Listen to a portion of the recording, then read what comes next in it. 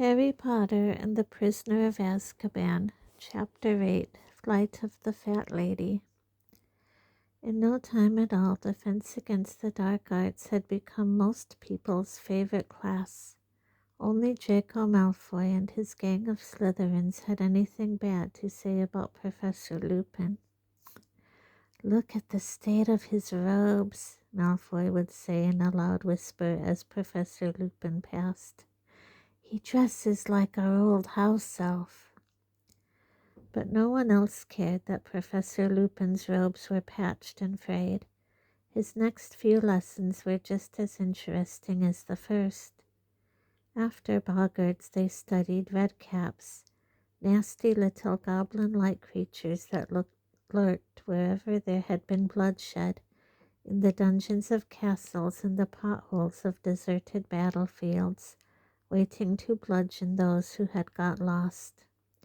From redcaps they moved on to kappas, creepy water dwellers that looked like scaly monkeys with webbed hands itching to strangle unwitting waders in their ponds. Harry only wished he was as happy with some of his other classes. Worst of all was potions. Snape was in a particularly vindictive mood these days, and no one was in any doubt why. The story of the boggart assuming Snape's shape and the way that Neville had dressed it in his grandmother's clothes had traveled through the school like wildfire. Snape didn't seem to find it funny. His eyes flashed menacingly at the very mention of Professor Lupin's name, and he was bullying Neville worse than ever. Harry was also growing to dread the hours he spent in Professor Trelawney's stifling tower room, deciphering lopsided shapes and symbols, trying to ignore the way Professor Trelawney's enormous eyes filled with tears every time she looked at him. He couldn't like Professor Trelawney, even though she was treated with respect bordering on reverence by many of the class.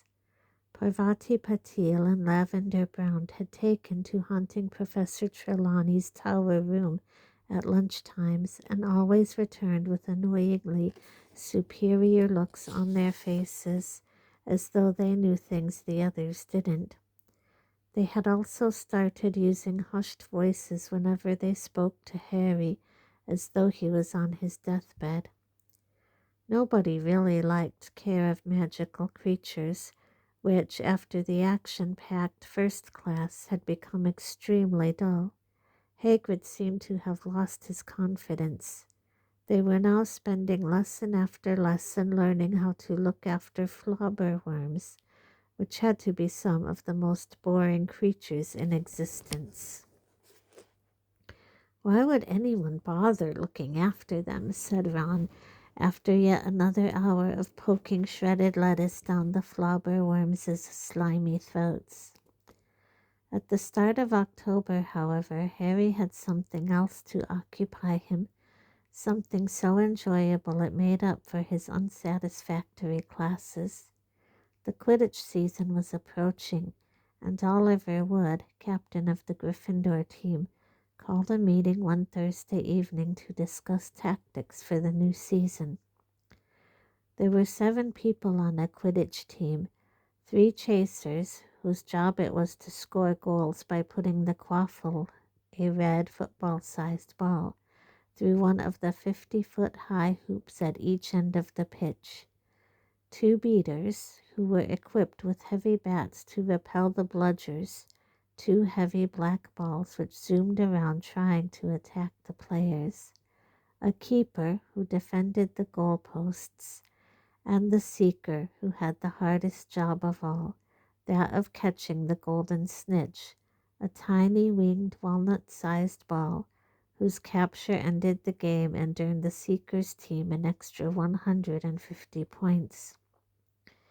Oliver Wood was a burly 17-year-old, now in his 7th and final year at Hogwarts. There was a quiet sort of desperation in his voice as he addressed his 6 fellow team members in the chilly changing rooms on the edge of the darkening Quidditch pitch. "This is our last chance.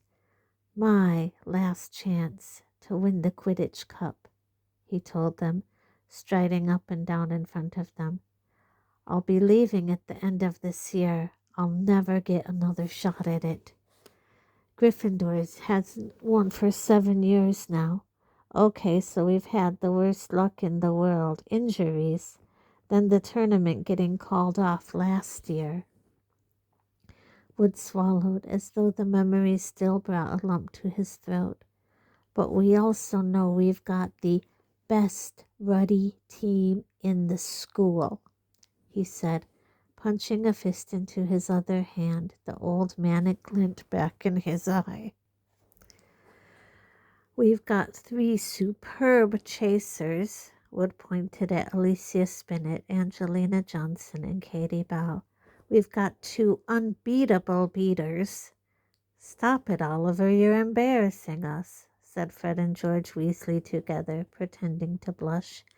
And we've got a seeker who has never failed to win us a match. Wood rumbled, glaring at Harry with a kind of furious pride. And me, he added as an afterthought. We think you're good too, Oliver, said George. Cracking keeper, said Fred. The point is, Wood went on, resuming his pacing, the Quidditch Cup should have had our name on it these last 2 years. Ever since Harry joined the team, I've thought the thing was in the bag, but we haven't got it, and this year's the last chance we'll get to finally see our name on the thing. Wood spoke so dejectedly that even Fred and George looked sympathetic. Oliver, this year's our year, said Fred. We'll do it, Oliver, said Angelina. Definitely, said Harry. Full of determination, the team started training sessions 3 evenings a week. The weather was getting colder and wetter, the nights darker, but no amount of mud, wind, or rain could tarnish Harry's wonderful vision of finally winning the huge silver Quidditch Cup. Harry returned to the Gryffindor common room one evening after training, cold and stiff, but pleased with the way practice had gone, to find the room buzzing excitedly. What's happened? He asked Ron and Hermione, who were sitting in 2 of the best chairs by the fireside and completing some star charts for astronomy. First Hogsmeade weekend, said Ron, pointing at a notice that had appeared on the battered old notice board. End of October, Halloween. Excellent, said Fred, who had followed Harry through the portrait hole. I need to visit Zonko's. I'm nearly out of stink pellets. Harry threw himself into a chair beside Ron, his high spirits ebbing away. Hermione seemed to read his mind. Harry, I'm sure you'll be able to go next time, she said. They're bound to catch Black soon. He's been sighted once already.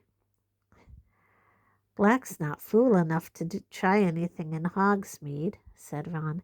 Ask McGonagall if you can go this time, Harry. The next one might not be for ages. Ron, said Hermione, Harry's supposed to stay in school. He can't be the only 3rd year left behind, said Ron. Ask McGonagall. Go on, Harry. Yeah, I think I will, said Harry, making up his mind. Hermione opened her mouth to argue, but at that moment Crookshanks leaped lightly onto her lap. A large dead spider was dangling from his mouth. Does he have to eat that in front of us? Said Ron, scowling. Clever, Crookshanks. Did you catch that all by yourself? Said Hermione. Crookshanks slowly chewed up the spider, his yellow eyes fixed insolently on Ron. Just keep him over there, that's all, said Ron irritably, turning back to his star chart. I've got Scabbers asleep in my bag. Harry yawned.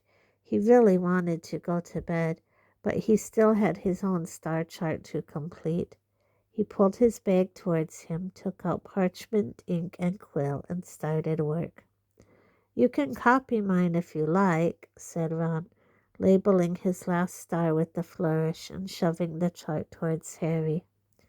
Hermione, who disapproved of copying, pursed her lips but didn't say anything. Crookshanks was still staring unblinkingly at Ron, flicking the end of his bushy tail. Then, without warning, he pounced. "Oi!" Ron roared, seizing his bag, as Crookshanks sank 4 sets of claws deeply into it and began tearing ferociously. "Get off, you stupid animal!" Ron tried to pull the bag away from Crookshanks, but Crookshanks clung on, spitting and slashing. "Ron, don't hurt him!" squealed Hermione. The whole common room was watching.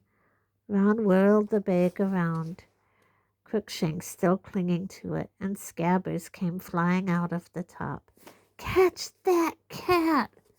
Ron yelled as Crookshanks freed himself from the remnants of the bag, sprang over the table, and chased after the terrified Scabbers.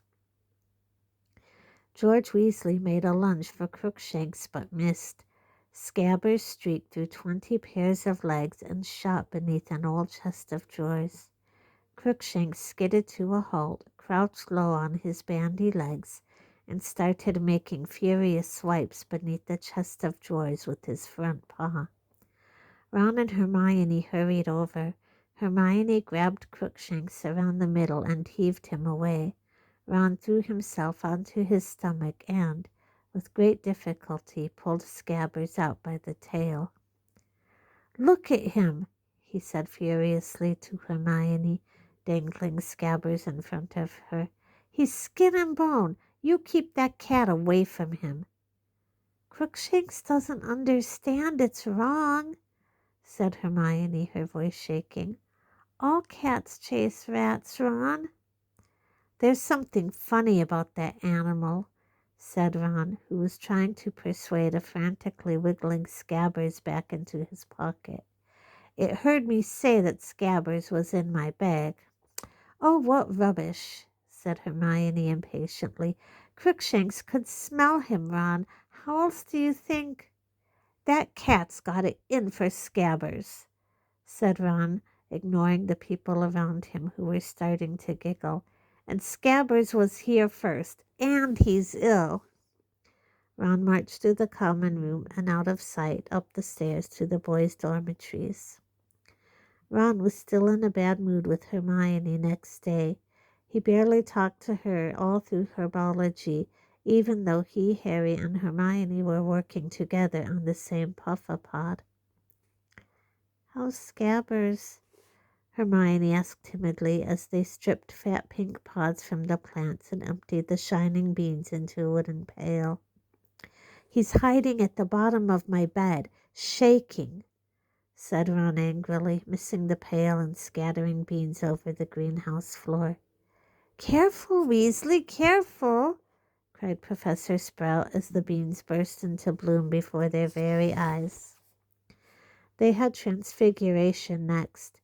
Harry, who had resolved to ask Professor McGonagall after the lesson whether he could go into Hogsmeade with the rest, joined the queue outside the classroom, trying to decide how he was going to argue his case. He was distracted, however, by a disturbance at the front of the line. Lavender Brown seemed to be crying.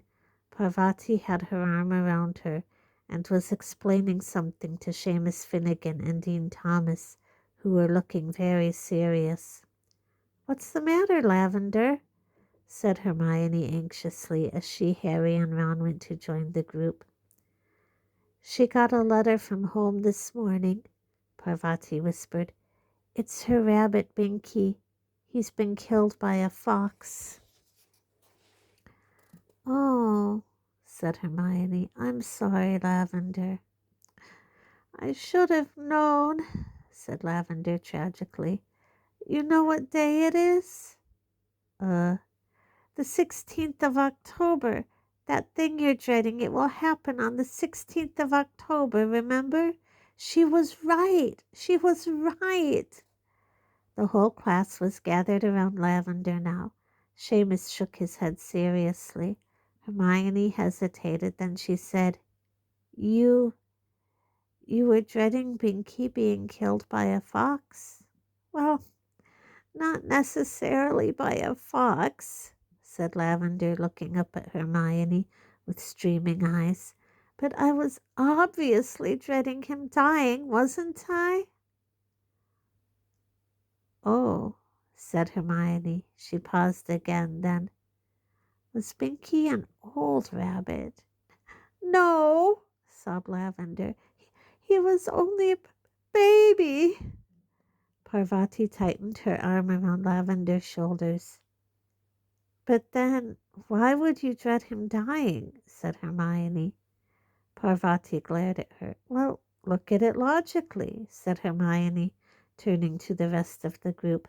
I mean, Binky didn't even die today, did he? Lavender just got the news today. Lavender wailed loudly, and she can't have been dreading it because it's come as a real shock.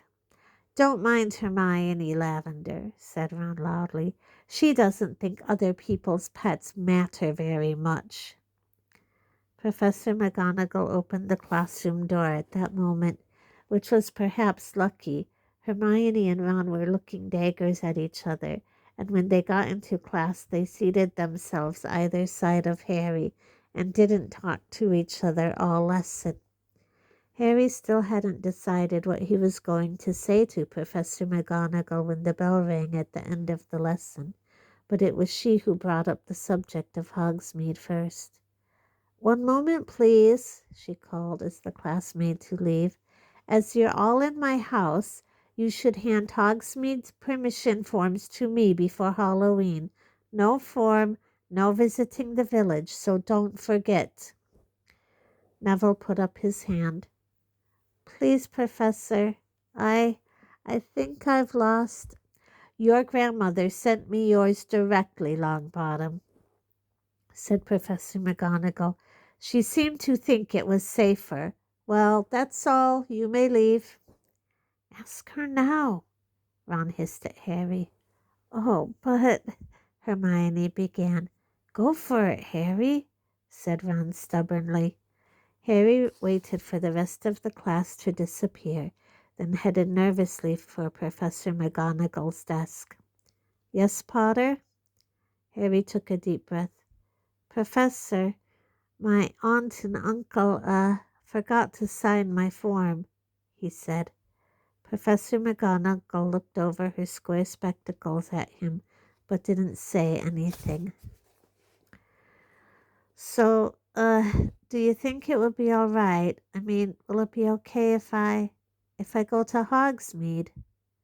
Professor McGonagall looked down and began shuffling papers on her desk.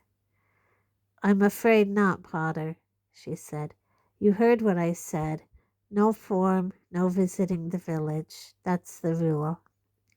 But, Professor, my aunt and uncle, you know they're muggles. They don't really understand about Hogwarts forms and stuff, Harry said, while Ron egged him on with vigorous nods.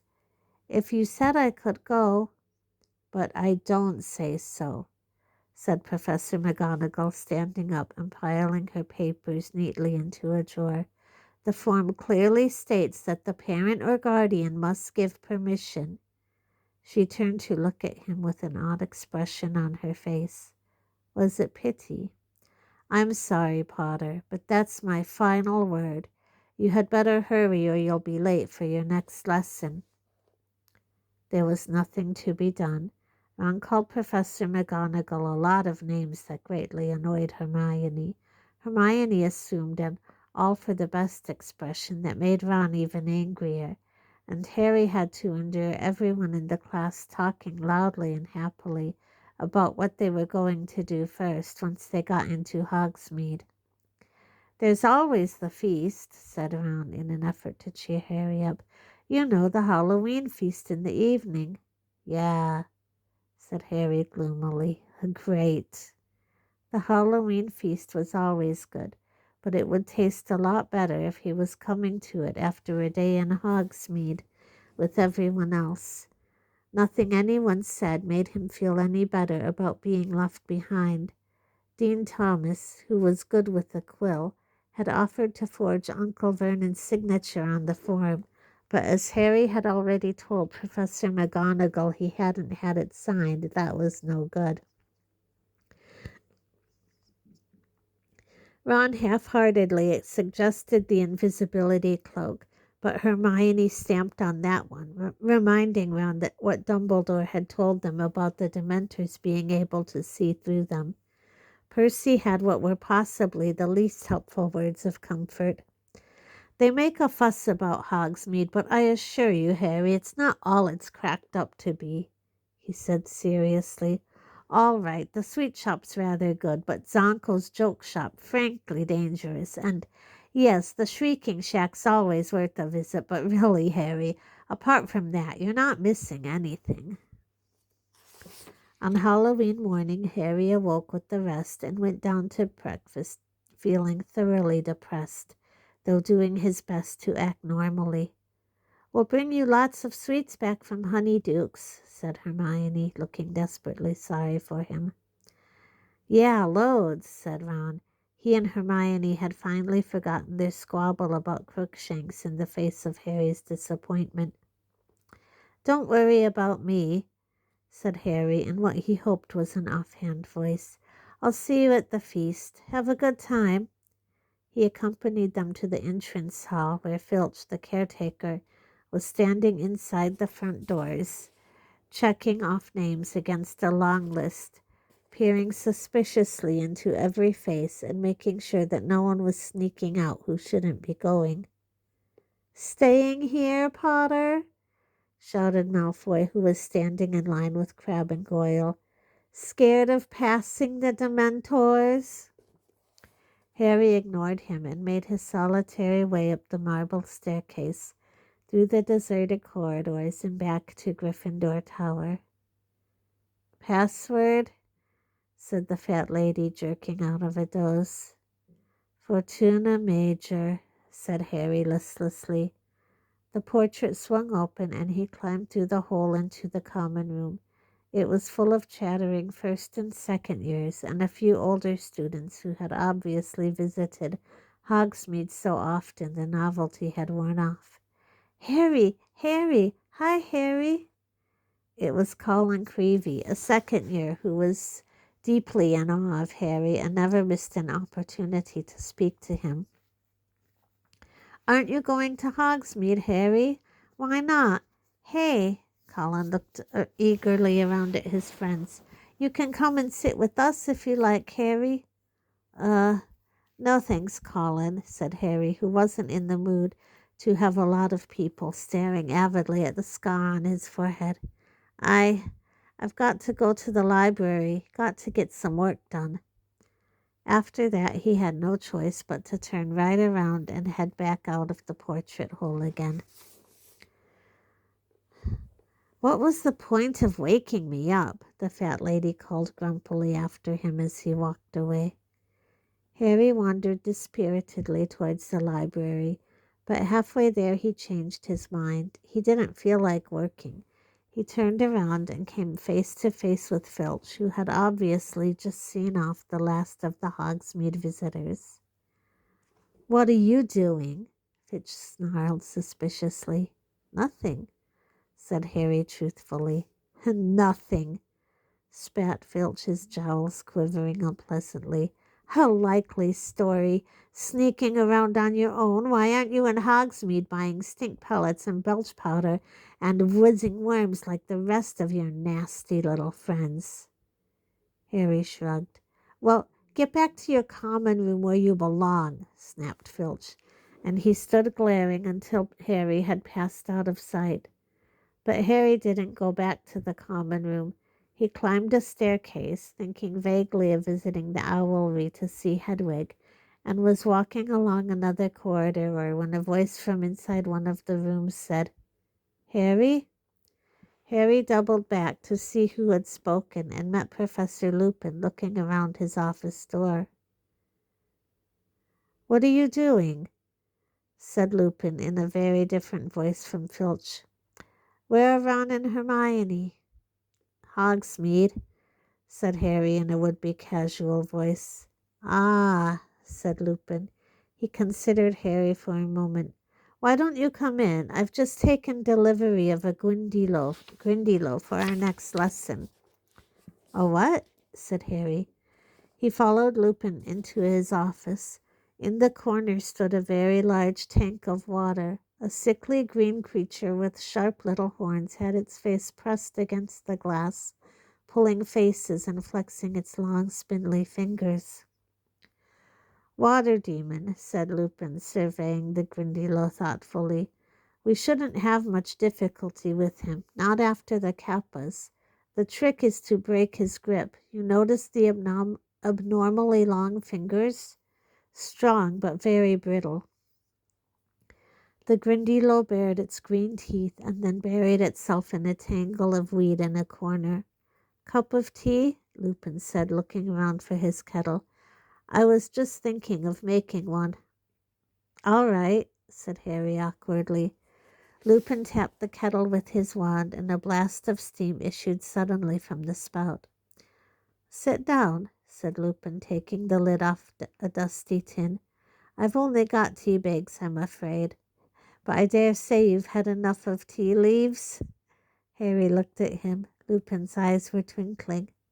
How did you know about that? Harry asked.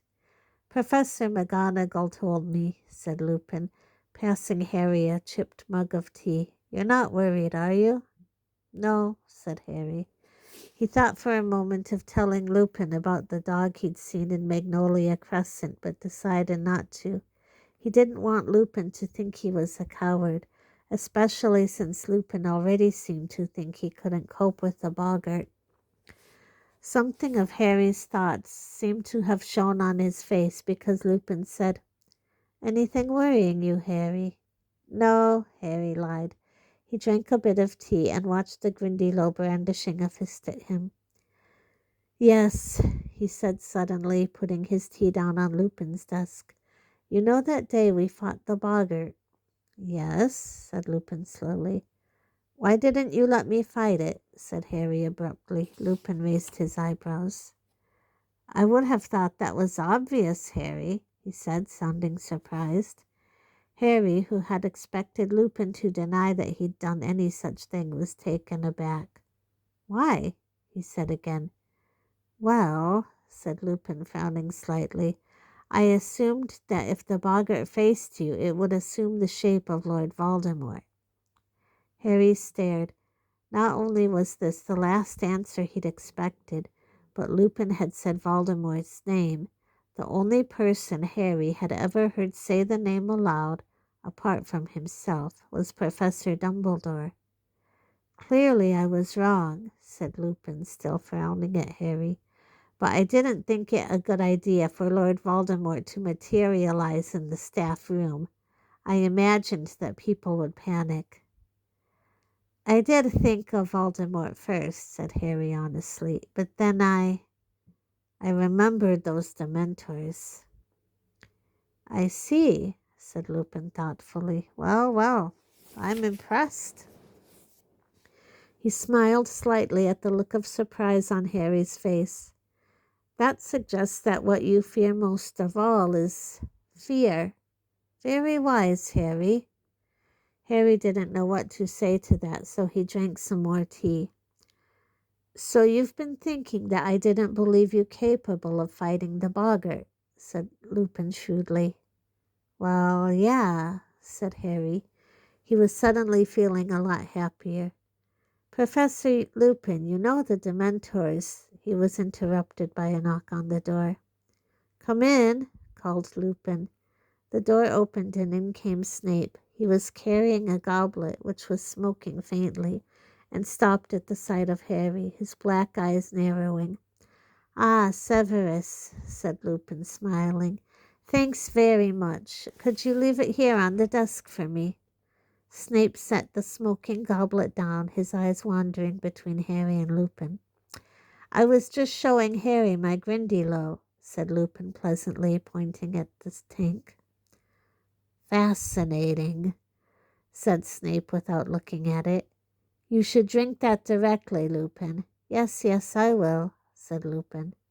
I made an entire cauldron full, Snape continued. if you need more. I should probably take some again tomorrow. Thanks very much, Severus. Not at all, said Snape, but there was a look in his eye Harry didn't like. He backed out of the room unsmiling and watchful. Harry looked curiously at the goblet. Lupin smiled. Professor Snape has very kindly concocted a potion for me, he said. I have never been much of a potion brewer, and this one is particularly complex. He picked up the goblet and sniffed it. Pity sugar makes it useless, he added, taking a sip and shuddering. Why? Harry began. Lupin looked at him and answered the unfinished question. I've been feeling a bit off color, he said. This potion is the only thing that helps. I'm very lucky to be working alongside Professor Snape. There aren't many wizards who are up to making it. Professor Lupin took another sip, and Harry had a mad urge to knock the goblet out of his hands. Professor Snape's very interested in the dark arts, he blurted out. Really? Said Lupin, looking only mildly interested as he took another gulp of potion. Some people reckon, Harry hesitated, then plunged recklessly on. Some people reckon he'd do anything to get the Defense Against the Dark Arts job. Lupin drained the goblet and pulled a face. Disgusting, he said. Well, Harry, I'd better get back to work. I'll see you at the feast later. Right, said Harry, putting his empty teacup down. The empty goblet was still smoking. There you go, said Ron. We got as much as we could carry. A shower of brilliantly colored sweets fell into Harry's lap. It was dusk, and Ron and Hermione had just turned up in the common room, pink-faced from the cold wind and looking as though they'd had the time of their lives. Thanks, said Harry, picking up a packet of tiny black pepper imps. What's Hogsmeade like? Where did you go? By the sound of it, everywhere. Dervish and Bangs, the wizarding equipment shop, Zonko's joke shop, into the Three Broomsticks for foaming mugs of hot butterbeer, and many places besides. The post office, Harry. About 200 owls all sitting on shelves, all color-coded depending on how fast you want your letter to get there. Honeydukes have got a new kind of fudge. They were giving out free samples. There's a bit. Look. We think we saw an ogre. Honestly, they get all sorts at the Three Broomsticks. Wish we could have brought you some butterbeer. Really warms you up. What did you do? Said Hermione, looking anxious. Did you get any work done? No, said Harry. Lupin made me a cup of tea in his office, and then Snape came in. He told them all about the goblet. Ron's mouth fell open. Lupin drank it? He gasped. Is he mad? Hermione checked her watch. We'd better go down, you know. The feast'll be starting in 5 minutes. They hurried through the portrait hole and into the crowd, still discussing Snape. But if he, you know, Hermione dropped her voice, glancing nervously around. If he was trying to poison Lupin, he wouldn't have done it in front of Harry. Yeah, maybe, said Harry as they reached the entrance hall and crossed into the great hall. It had been decorated with hundreds and hundreds of candle-filled pumpkins, a cloud of fluttering live bats, and many flaming orange streamers, which were swimming lazily across the stormy ceiling like brilliant water snakes. The food was delicious. Even Hermione and Ron, who were full to bursting with Honeyduke sweets, managed second helpings of everything. Harry kept glancing at the staff table. Professor Lupin looked cheerful and as well as he ever did. He was talking animatedly to tiny little Professor Flitwick, the charms teacher. Harry moved his eyes along the table to the place where Snape sat. Was he imagining it, or were Snape's eyes flickering towards Lupin more often than was natural? The feast finished with an entertainment provided by the Hogwarts ghosts. They popped out of the walls and tables to do a spot of formation gliding. Nearly Headless Nick, the Gryffindor ghost, had a great success with a reenactment of his own botched beheading. It had been such a good evening that Harry's good mood couldn't even be spoiled by Malfoy, who shouted through the crowd as they all left the hall, "The Dementors send their love, Potter." Harry, Ron, and Hermione followed the rest of the Gryffindors along the usual path to Gryffindor Tower. But when they reached the corridor, which ended with the portrait of the fat lady, they found it jammed with students. "Why isn't anyone going in?" said Ron curiously. Harry peered over the heads in front of him. The portrait seemed to be closed.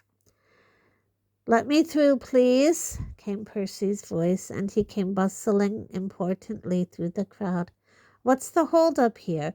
You can't all have forgotten the password. Excuse me, I'm head boy."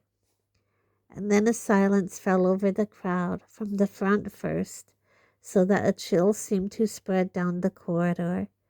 They heard Percy say in a suddenly sharp voice, "Somebody get Professor Dumbledore. Quick." People's heads turned. Those at the back were standing on tiptoe.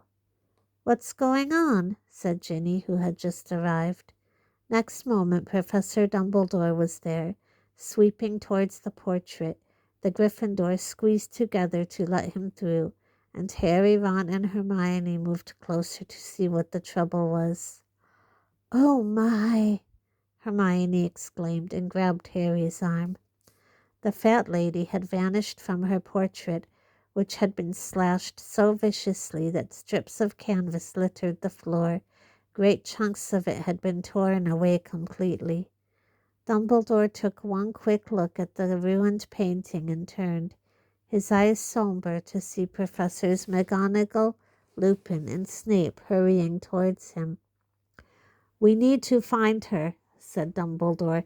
"Professor McGonagall, please go to Mr. Filch at once and tell him to search every painting in the castle for the fat lady." "You'll be lucky," said a cackling voice. It was Peeves the poltergeist, bobbing over the crowd and looking delighted, as he always did, at the sight of wreckage or worry. "What do you mean, Peeves?" said Dumbledore calmly, and Peeves' grin faded a little.